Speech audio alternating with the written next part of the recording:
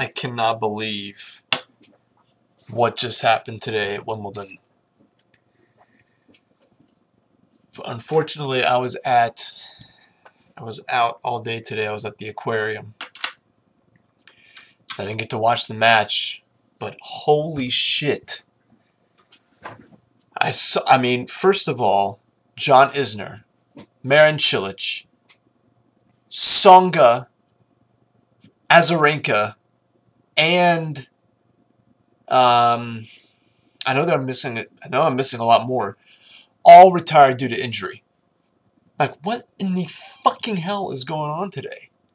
And then the unthinkable happened. I don't know if I can watch Wimbledon anymore, to be quite honest. I can't imagine watching a tournament where Rafael Nadal and Roger Federer got eliminated on the first 2 days. Like, you can't make this stuff up. Like this, I'm still in shock. I still am shocked. It's hard to believe. It really is. I didn't get to watch any of the match, so honestly, I can't tell you how it was played out. I can't give you any insight. All that I can say is I'm just I don't know what to say. I really don't. Like this is just, I can't say the king is dead. I mean, in terms of this year, he's not really looking too good. He got eliminated, I think, in the semifinals at the Australian, which is okay. He got swept in straight sets against the not front runner, the Jo-Wilfried Tsonga in the quarters. And now second round to a 135th ranked Strahovski or something like that. Like, wow, this is just shocking. But let me go ahead and go off on this little point right here about the tennis schedule, because this is absolutely ridiculous. How much these guys play. The French Open ended not even a month ago, 3 weeks ago, and then you're putting him in another major Grand Slam event. Like, this has just been the problem, and it's all of a sudden now starting to take its toll. Like, it's not, I don't think it has to do with the courts. I think it's the fact that these players have been playing they're playing constantly to try to keep their rankings up. I mean, you have a Grand Slam in January. You got all of these tournaments lining up for seeding and for tournaments and to keep their rankings all the way up to the French Open. And then after that, you have just maybe you have one tournament for a tune-up before these players go from a transition of clay to grass. Like, that doesn't make any sense. You have 4 months to go from hard court to clay.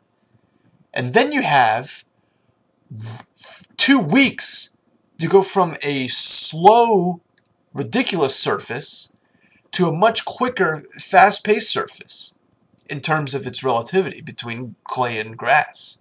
Like, that doesn't make any sense. I don't understand why the ATP hasn't fixed the schedule yet, because this is absolutely atrocious. I think it just happened. Never has, in this U.S. Open, have there been more people that have withdrawn. Sharapova got eliminated, but Azarenka fell down. Isner retired after 2 games. Marin Cilic didn't even show up. Steve Darcy, that's the other guy who beat Nadal yesterday. He didn't even show up to his match either. Tsonga got eliminated. Tsonga didn't show up for his match either. Like, what the fuck is going on? This is absolutely the most ridiculous French Open, Wimbledon I've ever heard. I mean, this is absolutely insane. But now, the doors have opened for Andy Murray. I mean, who does he have in his draw? He doesn't have Roger Federer. He doesn't have Rafael Nadal. He's got nobody. I mean, he's got David Ferrer, but I mean, I think he could take him. He's got all of Britain on his side. Really, his only test is Djokovic, and that's in the finals. So, no, I don't think that's in the finals. Sorry. He is a 2 seed. He is a 2 seed, so he could face him in the finals. But yeah, the doors really opened up for Murray. I mean, This could be the year. I don't think the last time somebody won a Englishman won in Wimbledon was 19 whatever. The closest man to do it was Tim Henman, but now that hill's been referred to as Murray Mound, or whatever the hell you want to call it. Henman Hill, Murray Mound, if you want to go with the alliteration process. But this has been a crazy day. I haven't yet to even watch the highlights. I was tracking the game on my phone. The only thing that I saw was the final point where Federer mishit that backhand. But I don't know what is going on. I really don't. I would think that when they close the roof, if they close the roof, that it would allow Federer to play a lot better because it's a little bit quicker. And Federer can maneuver around that. But I mean, I guess that's what happens. It's just sad to see. I would have really liked him to win a Wimbledon this year. I would have loved to see him defend his territory, but that's a shame. It really is a shame. So hopefully come U.S. Open he can bounce back. He got beat by Berdych last year, but hopefully he can take some time off, recuperate, get ready for U.S. Open. Because it is, I mean, again, I'm going to go back to this. It doesn't make any sense. You got the end of January to February. You have Australian Open. Then you got fucking ridiculous amounts of tournaments, ATP Masters and all that shit. Then you got Monte Carlo, and then you have the French Open. And then you got a 2-week preparation for Wimbledon. And then you got not shit until U.S. Open. So I don't understand why this is all just so clustered in the summer and yet so spread out throughout everywhere. And the only breaks they have is come December. So they play for 11 months. I don't get it. So no wonder is everyone dropping out due to injuries, because they're all so fucking tired.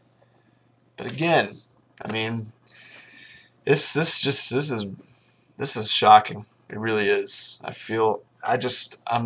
shocked. I don't know what else to say. Richard Gasquet plays tomorrow, so I'm kind of happy about that. He's still in it. He looked pretty rough in the first set, but he bounced back against I don't remember. It was Ginobili or something, whatever you want to call it.